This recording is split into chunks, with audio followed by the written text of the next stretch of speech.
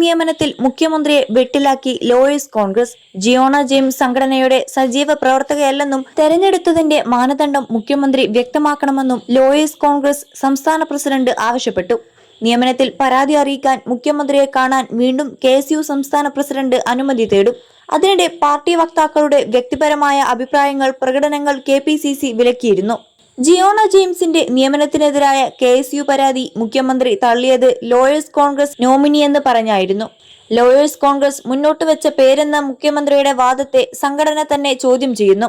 പേര് നിർദ്ദേശിച്ചു, പക്ഷേ പട്ടികയിൽ വളരെ താഴെയായിരുന്നുവെന്നാണ് ലോയേഴ്സ് കോൺഗ്രസ് സംസ്ഥാന പ്രസിഡന്റിന്റെ വാദം. ലോയേഴ്സ് കോൺഗ്രസിലെ തർക്കവും വിവാദത്തിന് കാരണമാണ് എന്ന് സൂചനയുണ്ട്. സംഘടനാ നേതാവും സ്റ്റേറ്റ് അറ്റോർണിയുമായി അനൂപ് നായരാണ് ജിയോണയുടെ പേര് മുന്നോട്ട് വെച്ചതെന്നാണ് വിവരം. അതേസമയം സംഘടനയുടെ നേതാക്കളെ ഒഴിവാക്കിയതിലാണ് നേതൃത്വത്തിനുള്ള അമർഷമെന്നാണ് സൂചന. ഡീൻ കുര്യാക്കോസ് MP-യും ജിയോണയുടെ പേര് നിർദ്ദേശിച്ചിരുന്നു.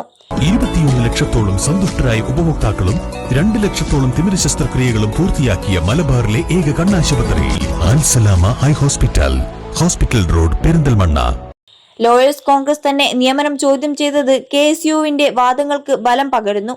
നേരത്തെ കൂടിക്കാഴ്ചയ്ക്ക് അനുമതി നിഷേധിച്ചെന്ന പരാതി ഉന്നയിച്ച അലോഷ്യസ് സേവ്യർ വീണ്ടും മുഖ്യമന്ത്രിയെ കാണാനൊരുങ്ങുകയാണ്. കൂടിക്കാഴ്ചയ്ക്ക് അനുമതി തേടി കത്ത് നൽകാനാണ് തീരുമാനം.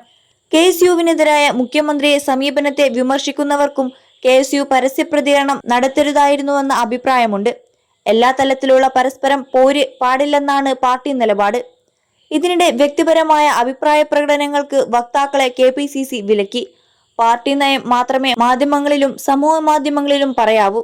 വ്യത്യസ്ത അഭിപ്രായമുണ്ടെങ്കിൽ പാർട്ടി ഫോറത്തിൽ മാത്രമേ പറയാവൂ എന്നാണ് വക്താക്കൾക്ക് മീഡിയ ചുമതലയുള്ള ദീപ്തി മേരി വർഗീസ് അയച്ച സർക്കുലറിൽ പറയുന്നത്.